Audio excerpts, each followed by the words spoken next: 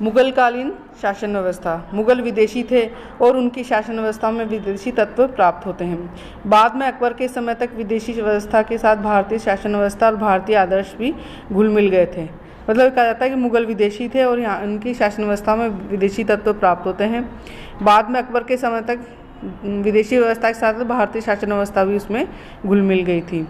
Sir Jadunath सरकार ने इस संबंध में लिखा है कि मुगल शासन प्रणाली भारतीय और अभारतीय प्रणाली का एक मिला जुला सम्मिश्रण था। प्रथम मुगल बादशाह बाबर ने बादशाह की उपाधि ग्रहण करके मुगल बादशाहों को खलीफा के नाम मात्र के आधिपत्य से मुक्त कर दिया था और उसी की समय से मुगल बादशाह किसी प्रकार की किसी विदेशी सत्ता अथवा व्यक्ति के अधीन नहीं रहे। अकबर ने स्वयं इस्लाम को कानूनों के बारे में अंतिम निर्णय घोषित करके बादशाह की स्थिति को अधिक श्रेष्ठ बना दिया। इसके अतिरिक्त स्पष्ट है कि मुगल राज्य एक धार्मिक राज्य नहीं था। औरंगजेब के अतिरिक्त किसी भी अन्य महान मुगल बादशाह ने इस्लाम धर्म के सिद्धांतों को अपने राज्य की नीति का आधार नहीं बनाया। केवल औरंगजेब ने ही अपने राज्य की नीति को धार्मिक आधार बनाया। और महत्वपूर्ण परिवर्तन दिखाई देता है कि मुगल शासक केवल शांति और स्थापना और देश विजय को ही अपना कर्तव्य नहीं मानते, बल्कि अपनी प्रजा के लिए अच्छी और सुसभ्य जीवन की परिस्थितियों का निर्माण करना भी अपना कर्तव्य समझते थे। और मुगल काल में आर्थिक नहीं बल्कि सभ्यता और संस्कृति की उन्नति भी हुई। धार्मिक दृष्टि से मुगलों ने एक नवीन युग का आरंभ किया। उनसे पहले दिल्ली सल्तनत के समय में शासकों में से एक को भी धार्मिक दृष्टि से उदार नहीं माना जाता है। मुगलों के समय से धार्मिक उदारता के समय प्रारंभ होता है। महान मुगल बादशाहों की शासन व्यवस्था धार्मिक सहिष्णुता पर आधारित थी। केवल औरंगजेब ही एक ऐसा बादशाह था जिसने धार्मिक असहिष्णुता की नीति को अपनाया। इस कारण मुगल शासन व्यवस्था अपनी नवीन विशेषताओं के लिए विख्यात है। अकबर ने मूलतः इस मुगल शासन व्यवस्था का निर्माण किया। साधारणतः परिवर्तन के अतिरिक्त यह व्यवस्था औरंगजेब के समय तक मुगलों के शासन का आधार रही। तो इसमें केंद्रीय शासन व्यवस्था। मुगल बादशाह राज्य का प्रधान था, वहीं राज्य का अंतिम कानून निर्माता, शासक, व्यवस्थापक, न्यायाधीश और सेनापति था। राज्य में बादशाह की स्थिति सर्वोच्च शक्ति असीमित थी। बादशाह के मंत्री, सरदार, सलाहकार उसे सलाह देते थे, परंतु बादशाह उनकी सलाह को मानने के लिए बाध्य नहीं था। परंतु व्यवहारिक दृष्टि से मुगल बादशाहों के अधिकार कुछ सीमित थे। केंद्रीय मंत्रियों के अतिरिक्त जिसकी सलाह बादशाह के लिए अवश्य होती थी, वो प्रभावपूर्ण होती थी। राज्य के बड़े बड़े सरदारों के प्रभाव को ही बादशाह को मानना पड़ता था। डॉक्टर ताराचंद्र ने मुगल शासकों को कुलीनों का शासक बताया है। अकबर के समय से बादशाह को ईश्वर का प्रतिनिधि के रूप में माना जाने लगा। मुगलों का राजस्व संबंधी सिद्धांत हिंदू राजत्व सिद्धांत के समान था, किंतु मुगल बादशाह निरंकुश होते हुए भी स्वेच्छाचारी व अत्याचारी न थे। अकबर का कहना था कि एक राजा को न्यायप्रिय, निष्पक्ष, उदार, परिश्रमी, अपनी प्रजा का संरक्षक, शुभचिंतक होना चाहिए। औरंगजेब भी अपने इस कर्तव्य के प्रति जागरूक थे। मुगल बादशाह अपने कर्तव्य की पूर्ति के लिए अत्यधिक परिश्रम करते थे। आराम पसंद जहांगीर भी स्वयं 7 या 8 साल घंटे में राजकार्य में लगा रहता है, जबकि औरंगजेब कठिनाई से रात्रि के 3 या 4 घंटे ही आराम करता था। शासक वर्ग, तो पहला है मुगल बादशाह। तो मुगल बादशाह सर्वोच्च राज्य का प्रधान होता था, वह अंतिम कानून निर्माता, व्यवस्थापक होता था, न्यायाधीश होता था। बादशाह की स्थिति सर्वोच्च शक्ति असीमित थी। बादशाह के मंत्री, सरदार और सलाहकार उसे सलाह देते थे। शासक वर्ग, बादशाह के अतिरिक्त मुगल राज्य में कई ऐसे वर्ग थे जो शासक में प्रभावशाली थे। उनमें से एक वर्ग अमीरों का था। बाबर के साथ ईरानी, तुर्रानी, मुगल आदि बहुत बड़ी संख्या में भारत आए।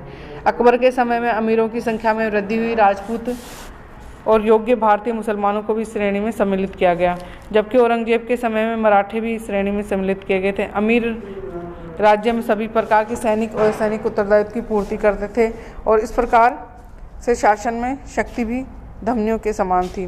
राज्य प्रशासन में इसकी प्रभावशाली भूमिका होती थी। इसके अतिरिक्त जागीरदार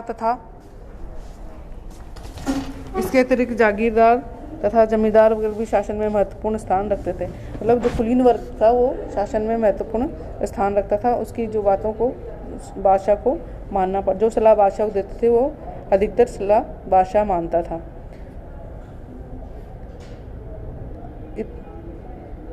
आरंभ में जागीरदार राजस्व वसूल करके अपने सैनिकों का व्यय पूरा करके बचा हुआ राजस्व केंद्रीय सरकार में जमा कराते थे, किंतु धीरे धीरे इस व्यवस्था में इतने दोष उत्पन्न हो गए कि मुगल साम्राज्य के पतन के लिए उत्तरदायी हो गई। मतलब जो शासक वर्ग था वो धीरे धीरे निरंकुश होने लग गया और उनके पास जो बचा हुआ राजस्व होता था वो जिस साम्राज्य में जमा कराते थे, लेकिन धीरे धीरे उन्होंने मुगल साम्राज्य के में जमा कराना बंद कर दिया और ये एक कारण मुगल साम्राज्य के पतन का कारण बन गया। बादशाह के मंत्री, तो शासन में अपनी सहायता के लिए बादशाह विभिन्न मंत्रियों की नियुक्ति करता था। वे अधिकारी अपने अपने विभाग के प्रधान होते थे। तो इनमें मुख्य रूप से कौन होता था? वजीर, मीर बख्शी, खाने सामा, सद्र उप सुदूर, मुख्य काजी, मुहत्सिब, मीर आतिश, दरोगा या डाक चौकी। तो ये अलग अलग मंत्री इसके बादशाह के लिए सलाह के लिए होते थे। तो वजीर या दीवान जो कि प्रधानमंत्री होता था, वजीर राज्य का प्रधानमंत्री होता था। अकबर के समय में प्रधानमंत्री को दीवान के कार्य दिए गए थे। बाद के समय में दीवान के राज्य का वजीर और प्रधानमंत्री होने लगा। ये बादशाह और अन्य पदाधिकारियों के बीच की कड़ी थी। मतलब पहले वजीर राज्य का प्रधानमंत्री होता था और अकबर के समय में दीवानी जो कार्य थे किसको दिए गए? प्रधानमंत्री को दिए गए। और बाद के समय में किसको दे दिए गए? वजीर को देने लगे। ये बादशाह अन्य पदाधिकारियों के बीच की कड़ी होता था। बादशाह के पश्चात शासन में इसका प्रभुत्व होता था। मतलब वजीर मुख्य होता, पहले बादशाह होता था, उसके बाद वजीर मुख्य होता था और उसकी मेन जो होता दीवानी कार्य, उसका कार्य क्या होता था? दीवानी जो भी जितने भी कार्य होते हैं उनको देखना था।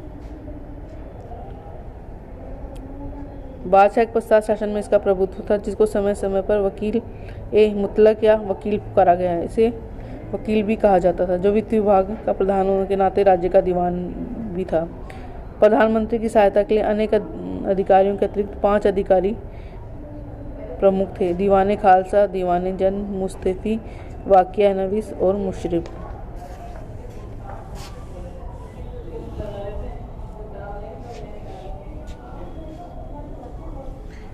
मीर बख्शी सेना विभाग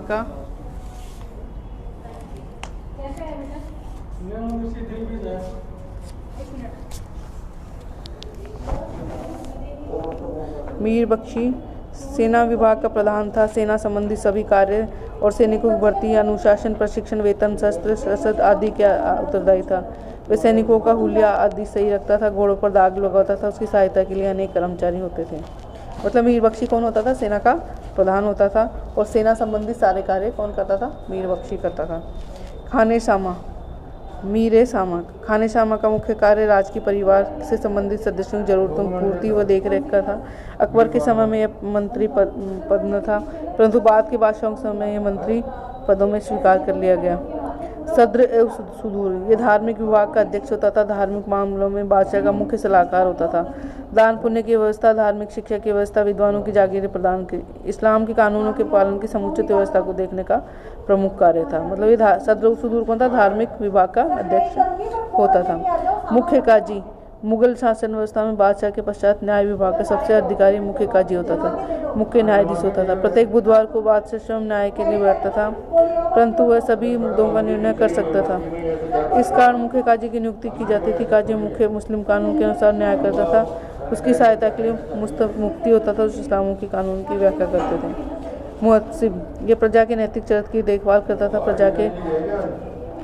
मुस्लिम प्रजा इस्लाम कानूनों के अनुसार जीवन यापन करती या नहीं, यह देखना उसका मुख्य काम था।